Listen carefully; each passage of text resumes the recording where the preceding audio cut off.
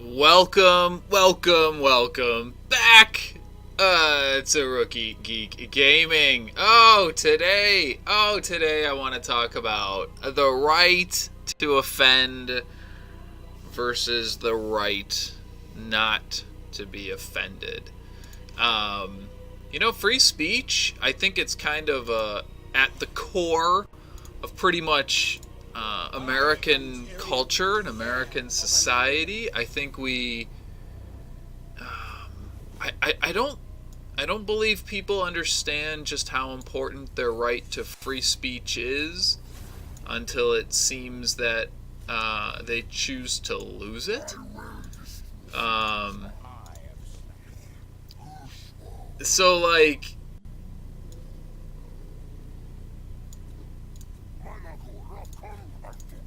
oh, is this the guy that I played last time? No, yeah, okay, let's try these guys.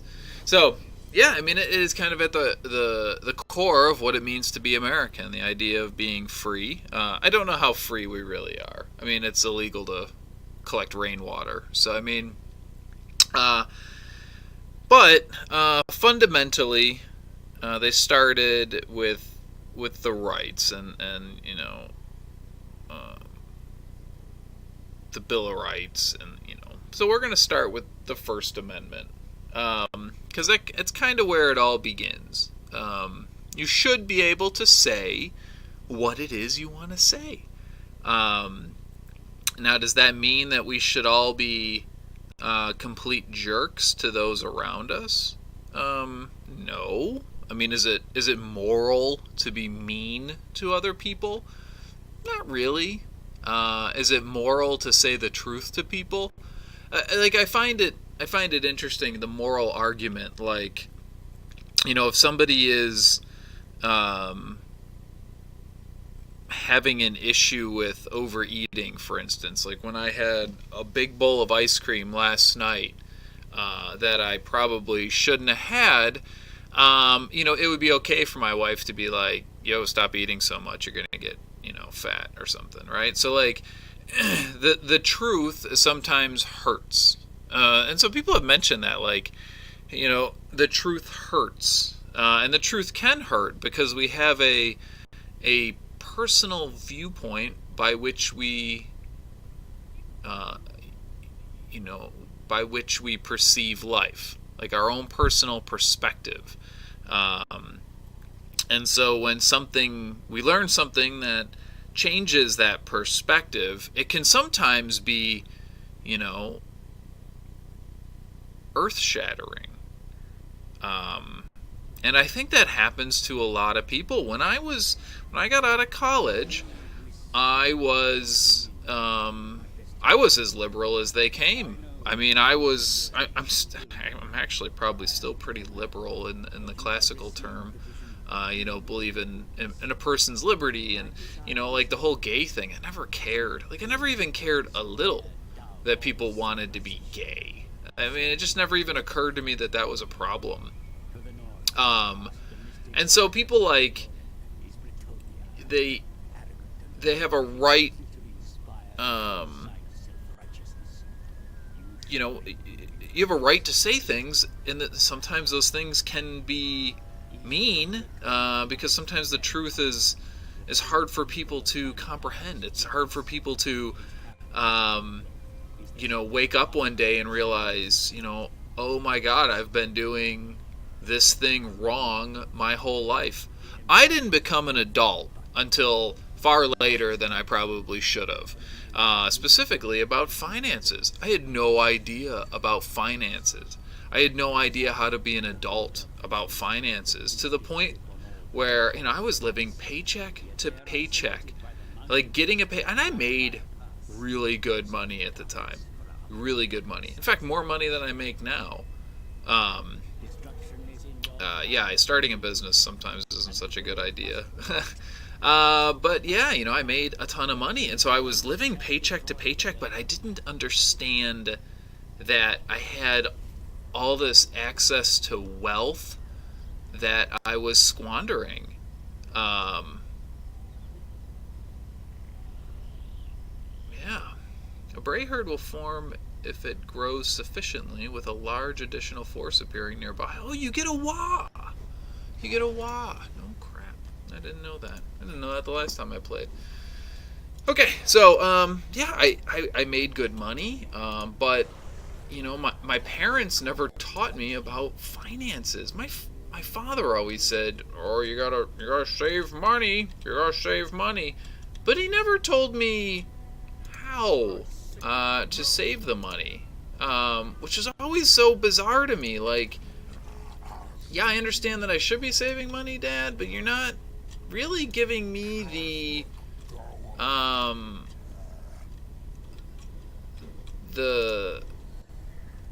education or the why. Like, give me the why and the how. Almost, I didn't even know how to save money.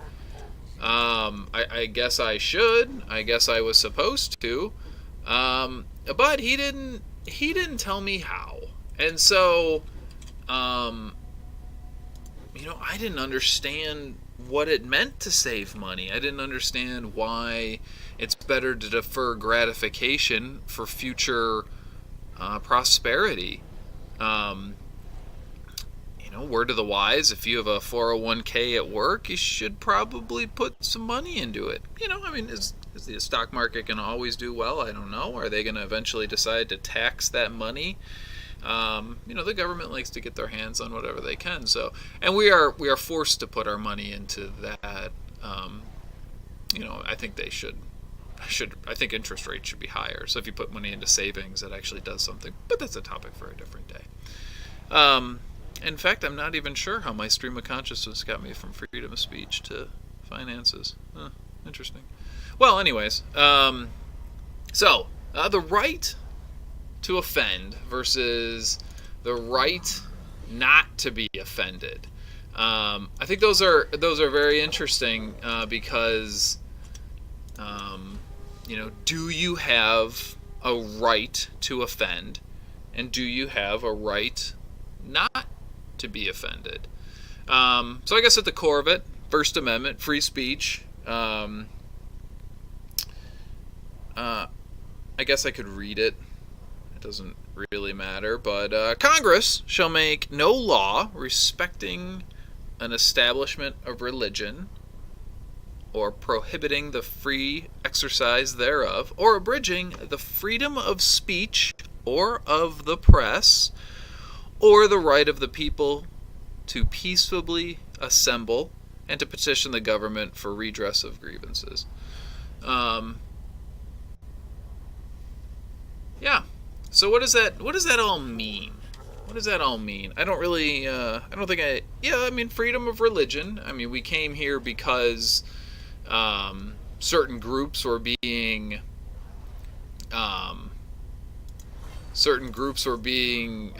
compelled to, had religion forced on them. So like the Puritans came here, and people leaving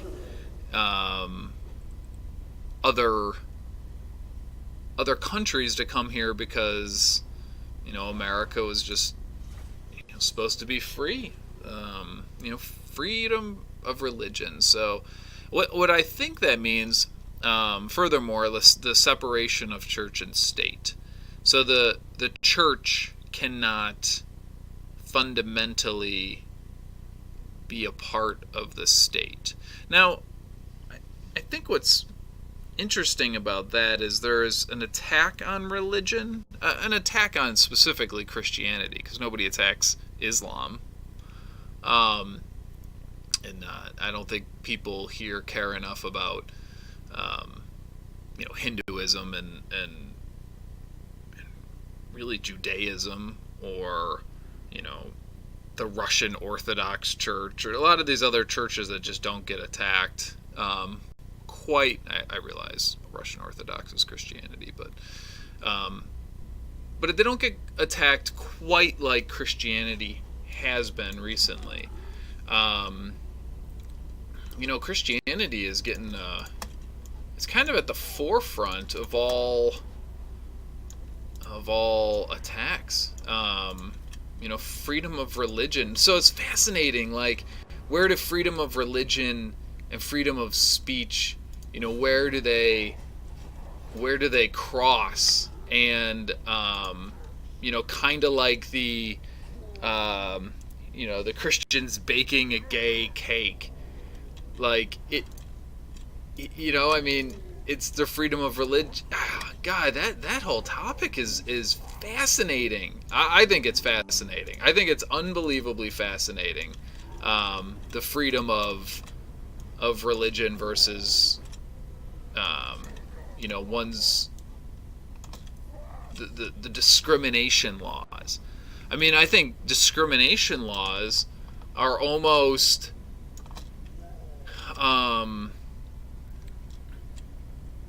are almost completely antithetical to freedom of speech.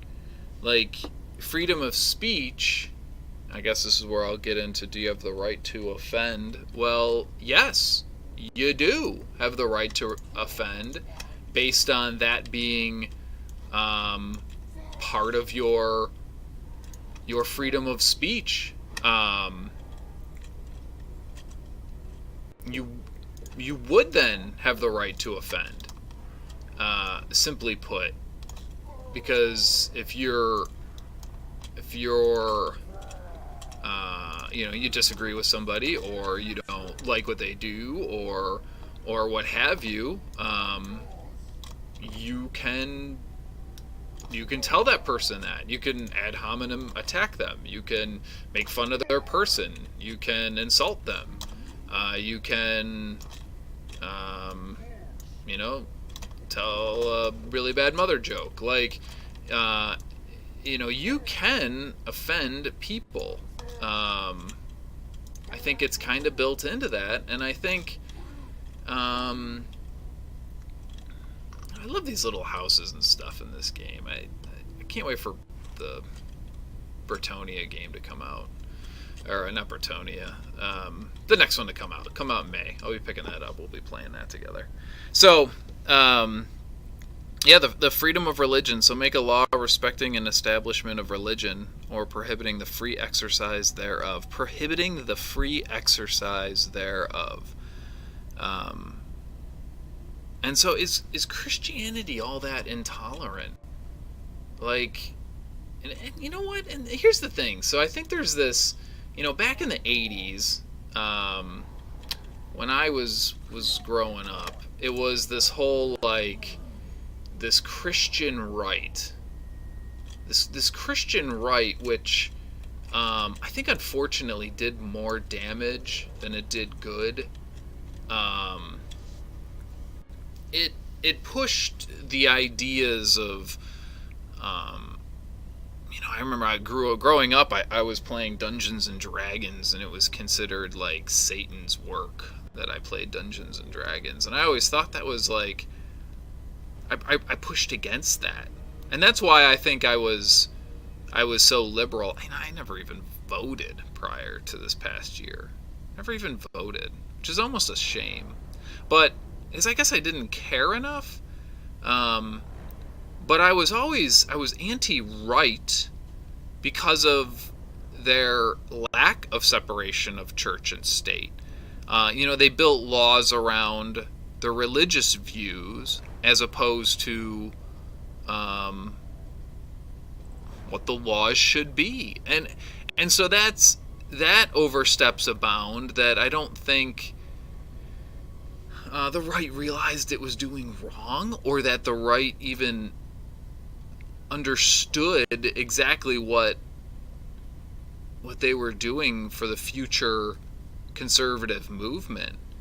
And so that's the reason I felt I was so liberal. But then, like I said in a previous podcast, in college, I watched The 13th Warrior, and that changed my whole religious perspective, because I'm like, these dudes, when they die, they go to Valhalla, and they fight every day, and then they drink at night. Like, what kind of awesome afterlife is this? Sign me up. And so I became pagan. I became... specifically, the religion is called Asatru, Truth to the Azir. But I followed it. I essentially became Wiccan. People have heard of that. That's a little more standard. Um, and so yeah, I became Wiccan, and so that was my way of rebelling. I changed religions. Like I didn't have my parents' religion anymore, and I was cool. I was trying to find my own identity, and who was I? And I think there's a lot of that going on right now. This just innate need for youth to rebel against the values of their parents. And so I think we see a lot of that now. Um, a lot of that's what's happening. So, and I think there's still a pushback from those days of that hard right with the Christian right. So yeah, I think there's some pushback now about that. Um, but again, should the Christians have to bake a gay wedding cake? Um, I I think it's easy to assume that we should force them to, um, but then, again, it's almost an ideological answer. Because is it right to force a Jewish bakery to bake a Nazi cake? Killing Nazis. Is that okay? I mean, so now we're forcing Jews to bake Nazi cakes. Um, so I think you gotta really wonder, or you gotta really question um, a lot of what's happening right now, because a lot of it just isn't. It, it sounds good. It sounds good, like, oh, we're gonna protect this gay couple. But did the gay couple seek out this bakery knowing that it would be a moral dilemma for this Christian family? Was it really just a political stunt? You're telling me there wasn't another bakery somewhere? And then you're telling me, too, that they couldn't have just posted on Facebook later, oh, this jerk Christian bakery wouldn't bake us a cake. Well, then none of their gay friends are ever going to go to this bakery again, and maybe none of their Christian friends will anymore, because they'll be like, well, that's not a very Christian thing to do. So, should they have been sued under the law based on their beliefs? And I just have a hard time with that, because I don't think it's right. It's a scary precedence to set, that we would choose,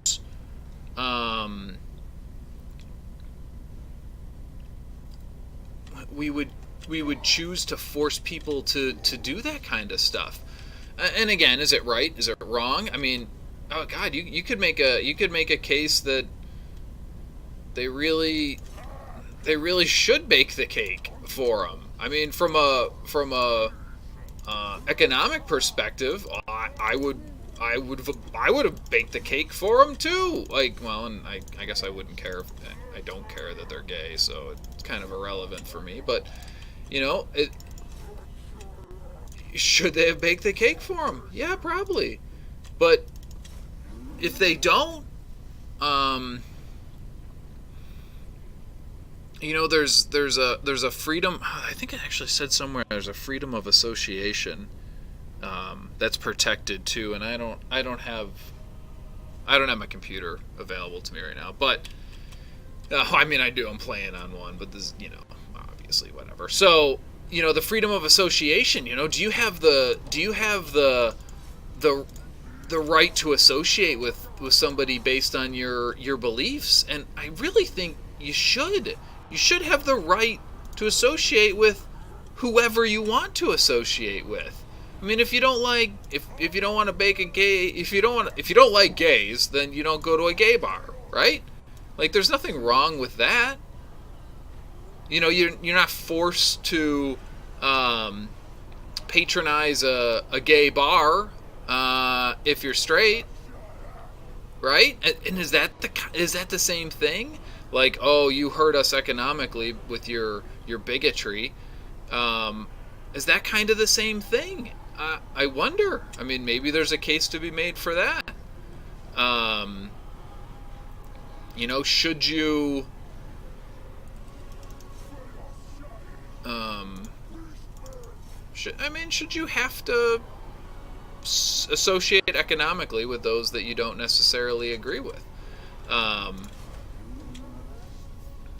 and and there's an economic case that you should, because you want, money's green, and that's really the only color that matters. And so I think there's more to be said about that than anything else. Like, if you're in business, you want money, and if you're able to pass up baking a Nazi cake, then you should be able to pass that up based on having enough money from other transactions that gives you the leeway to not put a swastika in sugar. I think that's okay thing.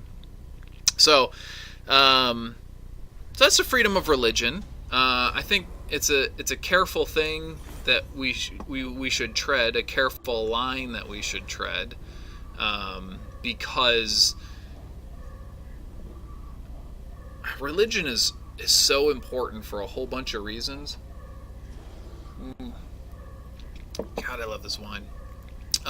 Religion is important for a whole bunch of reasons, because it's the basics. It's the basis for our ethics growing up, and I think it's almost misunderstood or forgotten how much we derive our ethics from religion. And it's sad that people don't take it for granted, or forget that so much of who we are is built off our religions.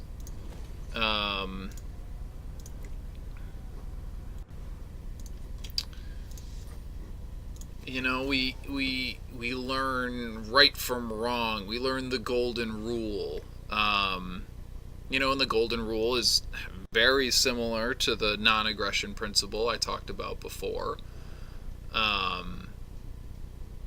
The golden rule is the concept of the universally preferable behavior.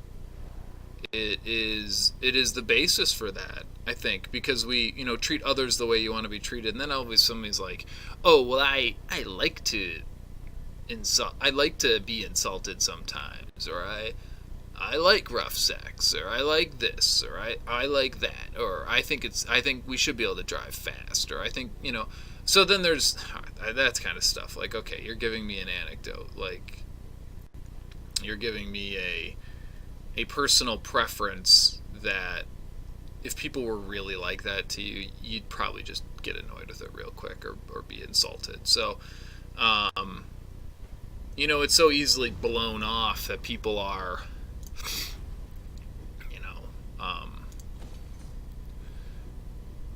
that's, some people just, yeah, I guess I will do that. Treat others the way you want to be treated. It is kind of it's a good life lesson. It's a good ethic. It's a good moral thing. So,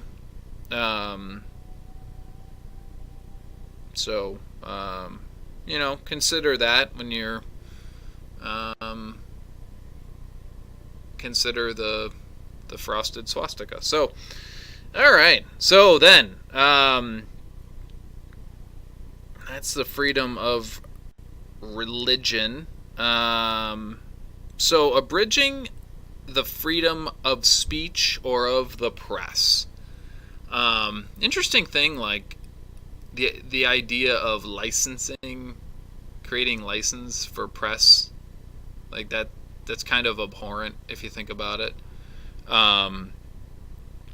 The freedom of speech, I think, indicates a right to offend. Oh yeah, give me a gore. Oh, I don't have a Bray Shaman though. I think I have a gore bowl, don't I? Oh, I love this Gorbel. I mean, this thing is just so cool.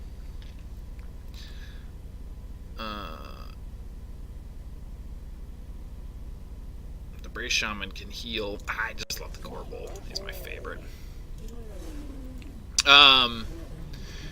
Yeah, the freedom of speech, kind of at its very basis, is a freedom to offend. It's a right to offend. You may not agree with that right, but it's there, and so you kind of just have to. It's kind of just part of it. The freedom to offend.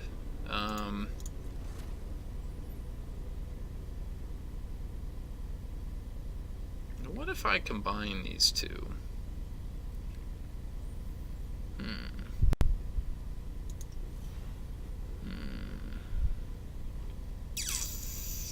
Yeah, he should. I thought I built up his. Oh, I'd have to build up this too, and I don't have the gold for it. Okay.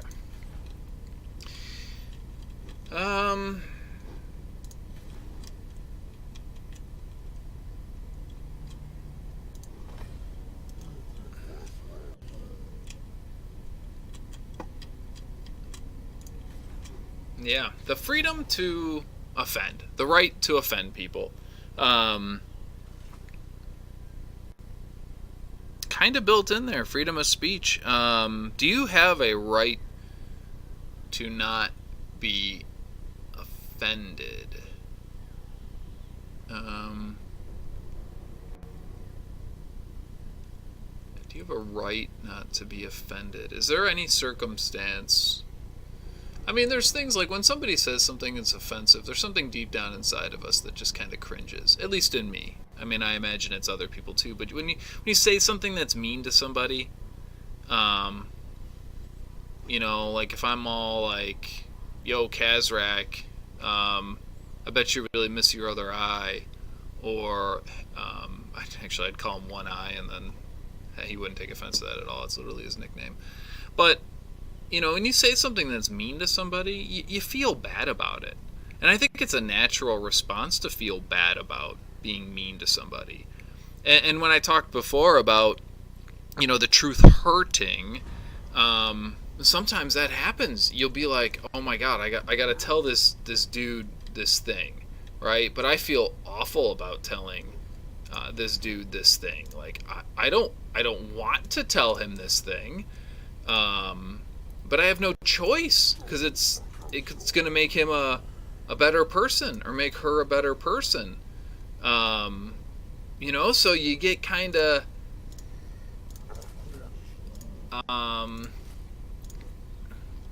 it throws you off. Like, sometimes it hurts to tell people stuff. It hurts to tell them the truth. The industry that I work in right now, I mean, we put customer service first, but man, sometimes I gotta tell people the truth, and it's kind of heart-wrenching given the situations, but I don't think people quite understand the situation that they get themselves into. And let's talk about a simple thing. And I think it's something that's so personal with people. Their weight, people's weight. It's a very personal thing. None of us think we look as good as we could. Even people that have. I heard something that like bodybuilders have their own form of body dysmorphia, where they don't think they're big enough. Fascinating. But we all look in the mirror and we're like, ugh, look at the flab on the side. Look at the love handles. Look at whatever. Like, I don't have a six pack. I mean, I've never had one. I never will have one at this point. I mean, I guess I could if I really, really went for it. But I won't, because I don't, and I won't. So,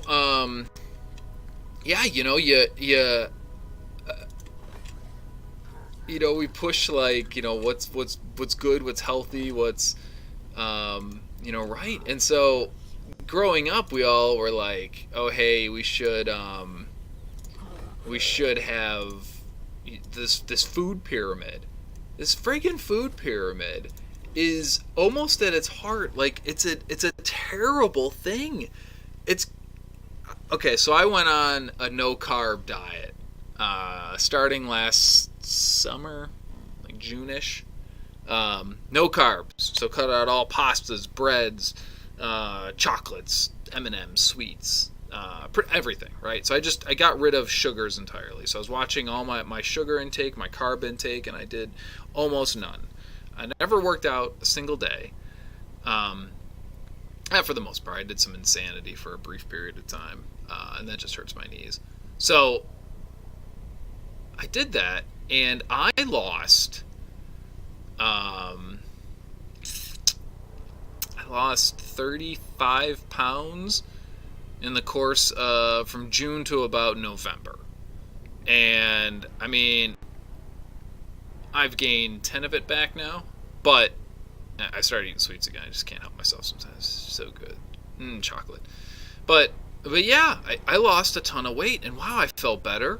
And it dawned on me how much we've been lied to about this food pyramid. So people are like, oh, I'm going to eat healthy. I'm going to go get some pasta, and I'm not going to eat meat. Like, meat is the source of our problems. No, meat is not the source of your problems. Oh, all must fight. Recruitment cost mine is 90%.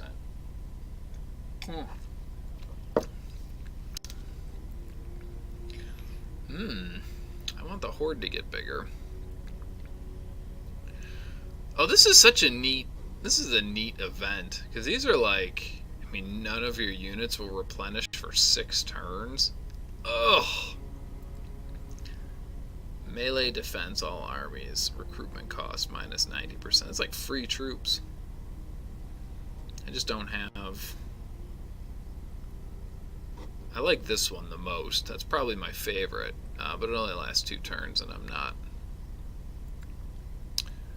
I think we're going to go with that, because I think I'm going to try to run and attack this thing over here.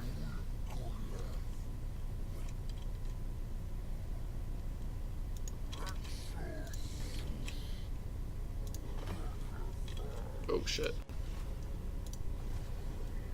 Why can he not go anywhere near as far as that guy could? Ooh, might have just screwed up. Alright, I might have just screwed up. We'll see. I'm about to find out. So, yeah, sometimes the truth hurts, and I think you have a right to tell people the truth. Let's pretend that that's the case. Let's pretend that point A is highly offensive, but it's the truth. Do you have the right to say it? I mean, I think you do. And not only do you have the right to say it, I think you have the moral obligation to say it. Because if you're hiding the truth from somebody because you're worried about hurting their feelings, I think you create a bigger problem. You create a bigger issue. You create a larger problem in the long run by hiding that truth. So morally, if you're not telling somebody the truth based on your unwillingness to hurt their feelings, then I think that is not even kind of, it is immoral. So we should be telling the truth. We should be telling the truth to people, and we aren't, because we're worried about hurting feelings and hurting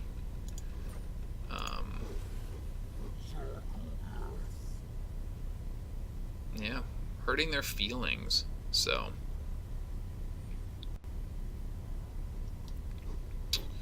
yeah, I mean, it's not a good thing. It's not like a happy thing. I don't think, like I said, people don't like hurting other people's feelings. But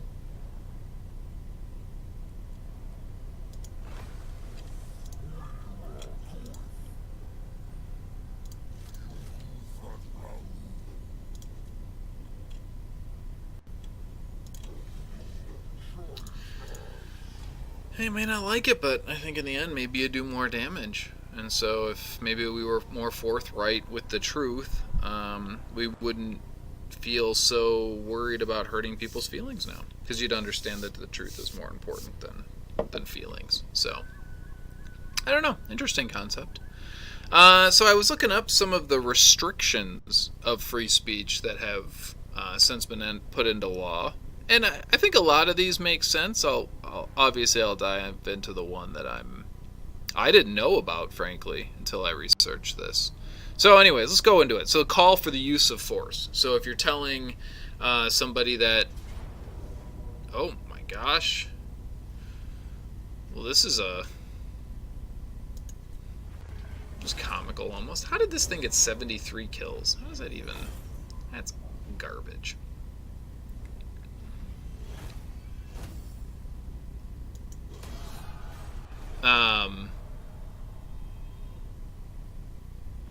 Well, here we go. Now it's on. Game on. Okay, that's fun. So, call for the use of force. So if you tell somebody, yeah, let's go over there and hurt those people. Yeah, you're calling for the use of violence. Punch a Nazi, anyone? Anyways, so that is not protected free speech. Punching a Nazi is not free speech. Why has nobody brought a lawsuit up for that? You may not like Richard Spencer, but I wonder why he didn't sue for that then. It's interesting. Like him or not, I think he has a case. Well, anyways, or a call to commit suicide. Telling somebody that they should just commit suicide is immoral, I think, for obvious reasons. This is a neat map. I've never seen this map before. So they can't get up that way. They can go in. Looks like they can go up that way. This is the easiest path to cross. I wonder what the AI is going to do here. Oh, this is kind of neat. Well, let's get by our troops, right? Let's protect this tree line right here.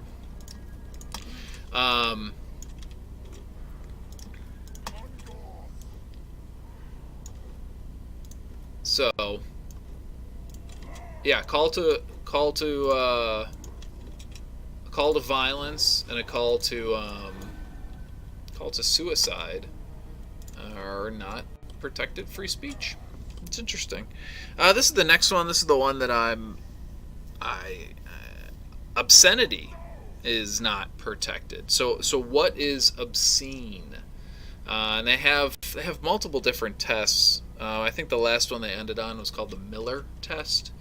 And as far as I can tell, the test involves like certain criteria. And it involves things like, is there any artistic value to the thing? Is there, is it highly, not highly offensive? That they definitely did not use those terms. Poor Count Dankula. Let's see here. What did they? I didn't write it down. That's kind of a bummer. Oh yeah, I did. Patently offensive and lacks any artistic value. So that's kind of a fascinating. That's a fascinating thing. I didn't know that. But then what's obscene? But then they talk about pornography being protected. Well, by their definition, pornography would not be. I mean, I guess it doesn't. It has artistic value. I don't know. That's an interesting one. I think that's a tough one to enforce, frankly, because it's subjective. Anything that's subjective is hard to enforce. If you make a law that's like it's illegal to wear a red coat, well then, it's pretty straightforward. I guess you could have a problem with what color. Is this red color? Is this red or is it pink? So I guess it's subjective too. So I pull back that argument. I pull it back. Oh man, I'm gonna get hunt with my pants down. Speaking of, yeah, this battle is becoming highly offensive.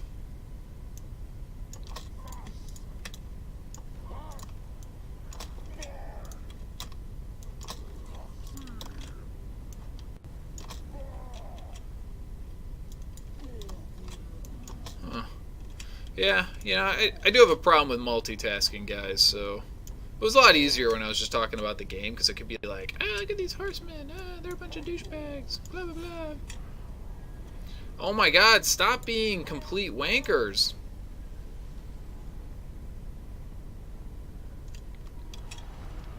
Oh, wow, that was a lot of...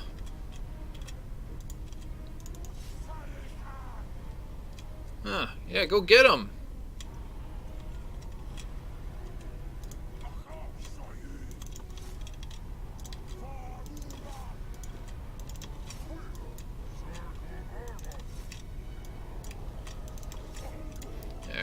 Let's just charge in here.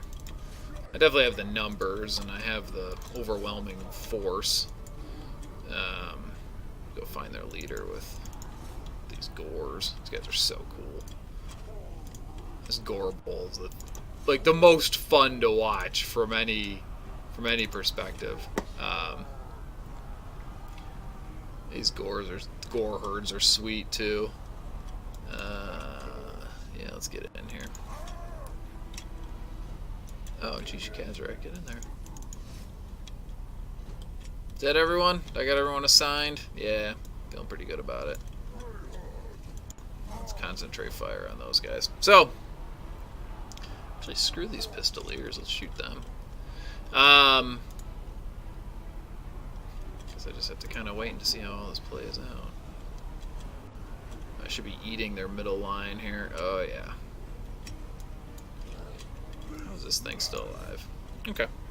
So yeah, it's subjective. What is patently offensive? And even that terminology is, what's offensive? I don't know. Do you have a right not to be offended then? If it's patently offensive?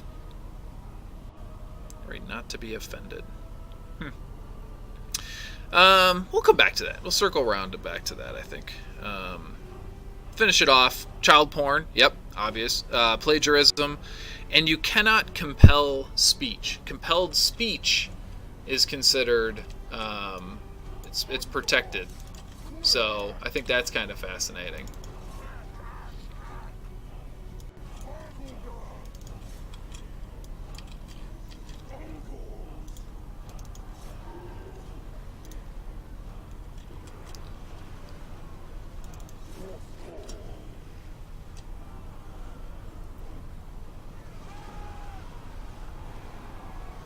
Oh man, my gores are... I'm just not making the dents into these guys that I thought I would.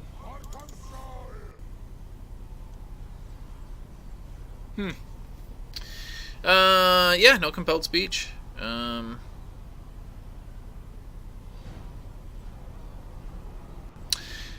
So going back, we'll come back to the patently offensive thing, because I think that's an interesting point. But I want to talk about the concept of speech as violence, and I think that's something that frustrates me a lot. Like that people have been saying that speech is a form of violence. I think that is intrinsically a massive problem. Punch a Nazi, right? So Punch a Nazi was allowed because they consider the quote-unquote alt-right speech to be so offensive that it's okay to cause them physical harm in return. And I think that is the source of so many potential problems. Oh, this was just a bloodbath. Holy crap. Oh, crap.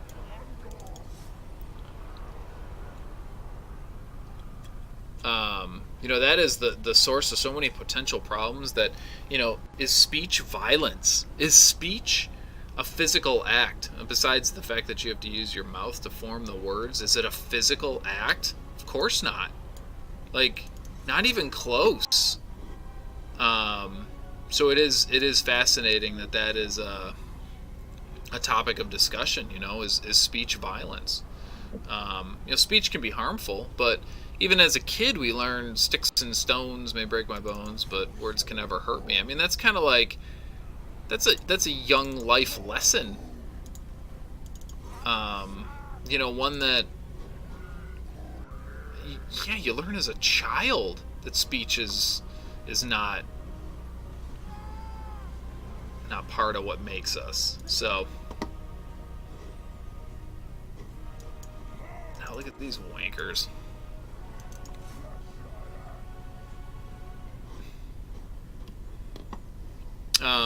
Speech isn't violence. And it almost doesn't matter how offensive the speech is. It didn't feel very decisive. It's not violent. Oh, I think I have that thing still on, or I'm going to heal all my dudes up. I hope so. That'd be fascinating. Fascinating's really not the right word there. I've used fascinating a lot. But yeah, the call to punch a Nazi. I mean, that's a pretty hard. That's a call for the use of force. I mean, that's patently offensive. There's no artistic value to it either, unless you're going killing Nazis and you're Brad Pitt, right? Come on, please have that. Did I still have that thing going? Oh, I wonder.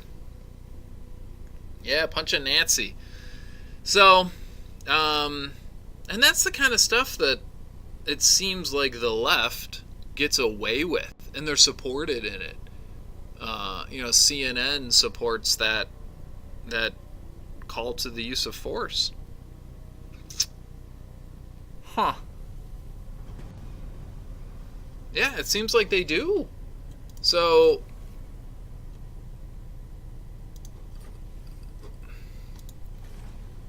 oh, the moment of truth. Yes, they're all full. Oh, that's super exciting. Okay, well, let's go raid this town then, I guess, huh?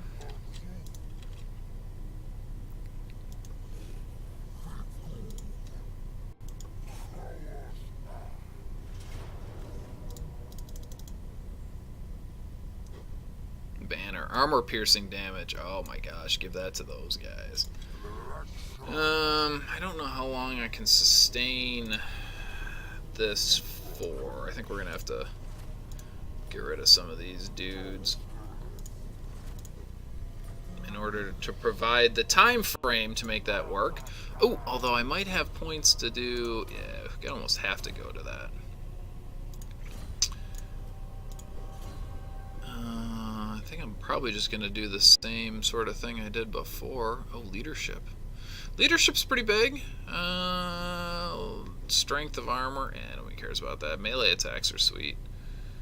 Heroes, recruitment. So that gets rid of that. I'd rather have the leadership, and I'd rather have the melee attack. Oh, look at how that goes up. That's sweet. Hero. Oh, man. Leadership. Heroes. Army. Oh, that's so good. Oh, it's also good. I don't even know. I like leadership. Obviously, leadership's a good thing. Ooh, total misclick there.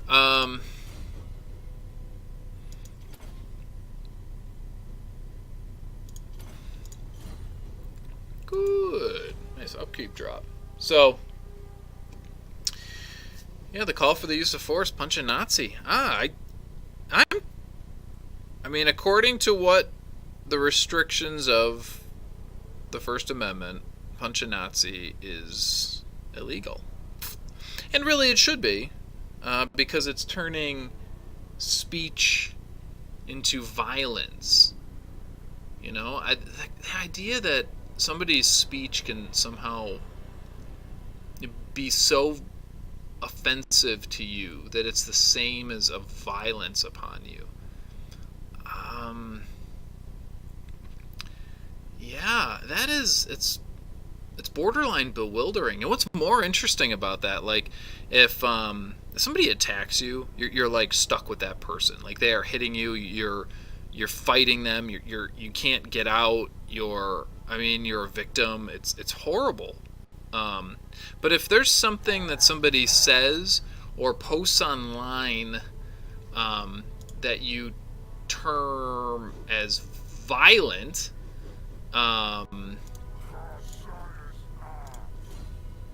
and it's so awful to you, then just leave. Leave the situation. Leave the problem. If it's so bad, just don't be there anymore. You can extract yourself from a situation that offends you. Um, I don't know how that's not even. I'm sure it's been brought up. I don't think I'm the first person to ever think of it. But like, if something is so offensive to you, you have a right to leave. You have a right to freedom of association. So just don't associate with them. If it's so offensive, don't associate. Don't be there. Extract yourself from the situation. Close the computer. Walk away from the desktop. Don't unfriend the person on Facebook. I mean, there's so many options that you can do uh, to not be offended. In borderline, you do have a right to not be offended because you have a right to walk away. I mean, nobody's holding you there, forcing the offense on you in most cases. I can't even. I mean, if you're at a football game and the players are kneeling, well, and that offends you, then you cannot be there. Um, like a little personal accountability. All it takes is a little personal accountability, and that becomes a non-issue. It becomes a non-issue with just the slightest amount of personal accountability. Um, yes, I mean, time will tell. Time will tell on how it all goes down. I mean, yeah, I that's where like Kathy Griffith with the decapitated Trump head. I remember it occurring like clear as day when I first saw it. Um, I thought that she had the right to do it. I also wouldn't have been surprised if she were contacted by the FBI as um, a call to violence almost against the president. Um, and I think that both of those things can be true at the same time, meaning that I think she has the right to express her feelings about the president, but I also think um, the FBI is almost compelled to investigate it. Like, hey, you posted this thing about killing our president, or wishing for his death. Um, you know, have you tried to do anything about it? Like, I feel like that's almost fair. And obviously she was never in jail, so nothing ever happened with it. Um, I'm pretty sure she wasn't leading the New Year's thing, but whatever. So yeah, I mean, and she lost her job, I guess, after that happened, and fine. Um, yeah, and I think there's a certain point in time where workplaces start not firing people for people being offended by things they say. Because I think work is inevitably, I mean, it's a meritocracy. Companies want to hire the best. And so when they're letting somebody go because of something that person says, they lose all of the productivity. They lose all the investment in the training time. They lose all the, um, the loyalty of that employee. Imagine if let's say you posted something that turned out that so many people were offended. Oh my God. And your company stood by you. Um, Number one, the company might lose a little bit of money from people boycotting or whatever, but the loyalty of that employee going forward is is will never be topped. I mean, it'll never be like that. Employee will be so completely loyal to that company. Um, Productivity from that employee would go up. Maybe coworkers, employees, morale would go up, and productivity would go up because they know the company is loyal to the employees. I mean, that's an important thing when you talk about staying at a company. How loyal is that company to you versus how loyal are you to it, and that builds over time. So, I think I think this moral outrage, this fake moral outrage, it's so dramatic and so strange to me sometimes. Like it just doesn't add up in a lot of cases. And I think people, they come at it from, oh, I don't want people to be hurt, and I don't want people to be offended, and I want to protect people's feelings, which is fine. It's noble. It's okay to want to. It's moral to try to protect people's feelings, I suppose. But is it? Is it?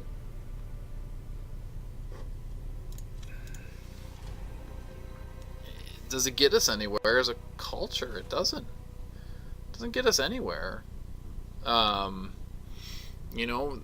the offensive things that we say help drive society forward. I mean, at one point in time, it was offensive to say that, you know,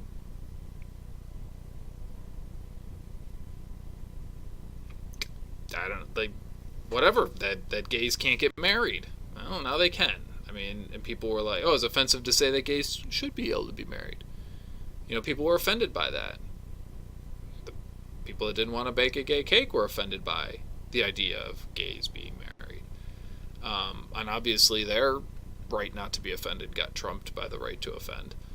So, so we should be able to offend. We should be able to say things that hurt people's feelings, um, and whether they're true or not. I mean, you should. I don't know that we have to be 100% true about everything, but the truth should definitely. The truth should compel us. Um,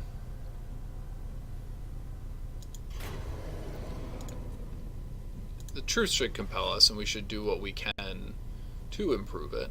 So.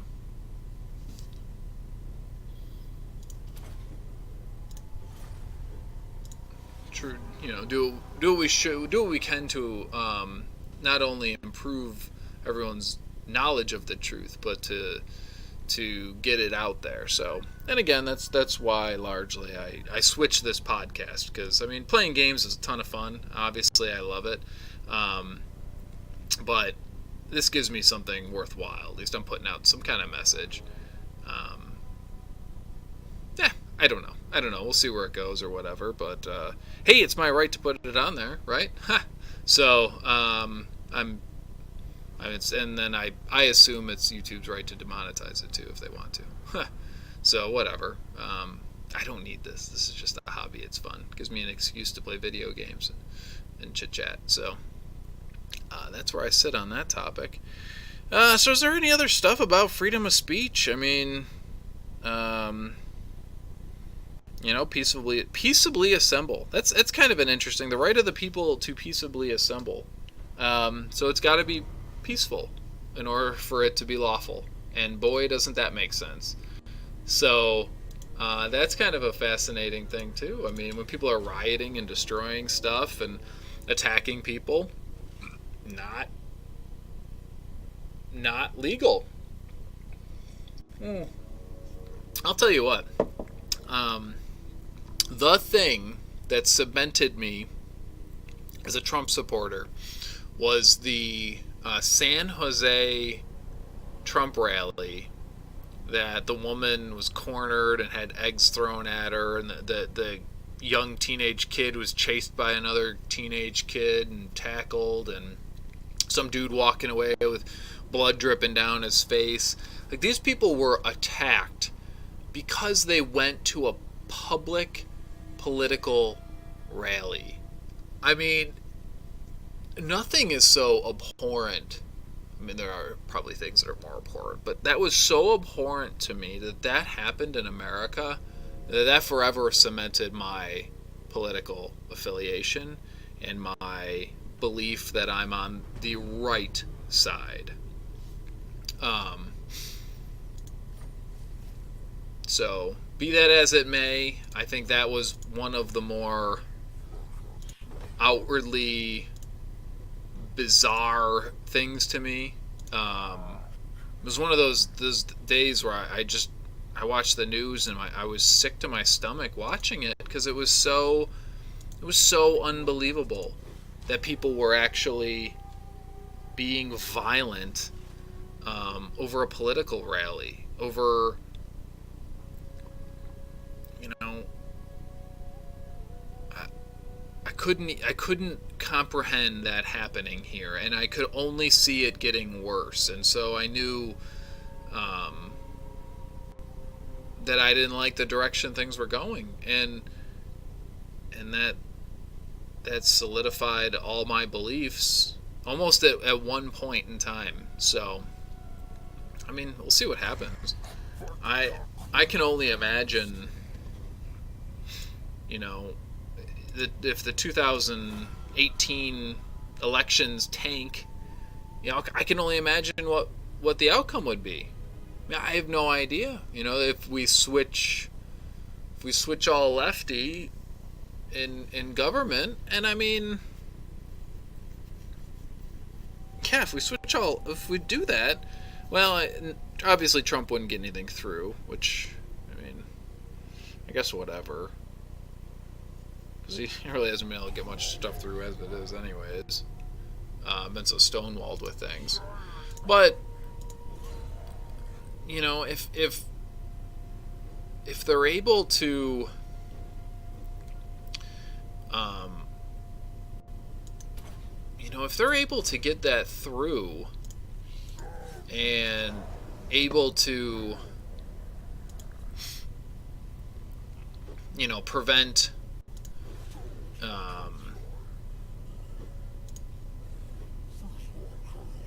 you know, they're able to prevent um, the Republicans from winning any seats, or the left is able to take over, um, you know, that whole area, then I don't know. I mean, what are we in for then? What are, you know, what are we up against? Um, I don't know. It is a fascinating time. I mean, I wonder. I don't know. I don't know what'll happen. I don't know.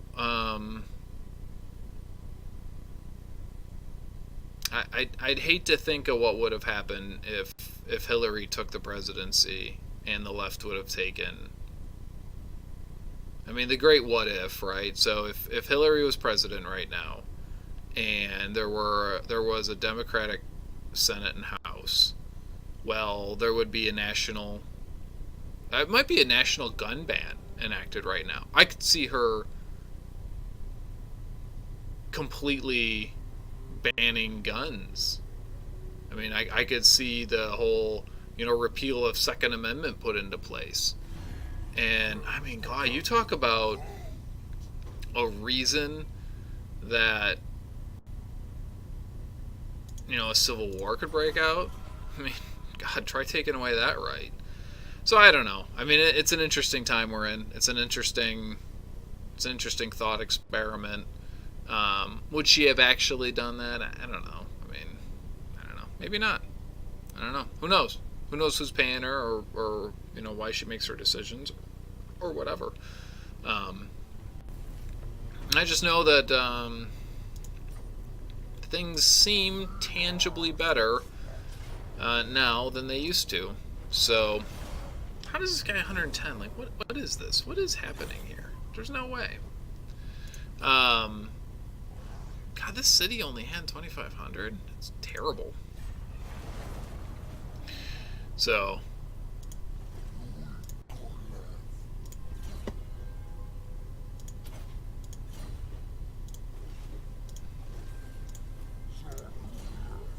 well, this one is going so much better than the other one did. Holy crap, that last game. Oh, man. That was some awful gaming. It was terrible. Wow, casualty of replenishment rate. Holy crap, that's amazing. Now let's go that route. Let's see. Can I? Yeah. Nope. Okay.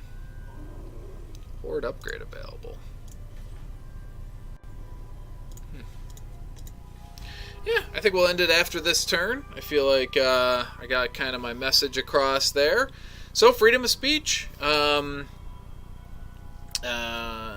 The whole idea that obscenities aren't protected is interesting to me, considering somehow pornography isn't on that list. So I think if there's an exception to something, then usually it's kind of garbage. I don't know. I think that's open for debate. I think it would be an interesting future debate. Maybe I'll look into that one more, because that one caught me off guard when I was doing my little bit of research for that. So yeah, we'll come back to that one there. But yeah, if there's anything that you guys feel I got wrong, which wouldn't surprise me. I mean, I'm kind of rambling on for like an hour here, so I'm sure I said something wrong. And like Steven Crowder says, I believe in a right to offend. Change my mind, right? So, although, yeah, I think I'm pretty much locked in on that one. That'll be pretty biased towards the right to offend. I don't even offend people all that much. Like, I don't even. It's fascinating. Wait, what was this? Eliminate Astalia. Didn't I just kill one of them? Oh. I'll head there. That sounds fine. Yeah, I mean, man, what are we in for? What does the future hold? Oh, it's so fascinating.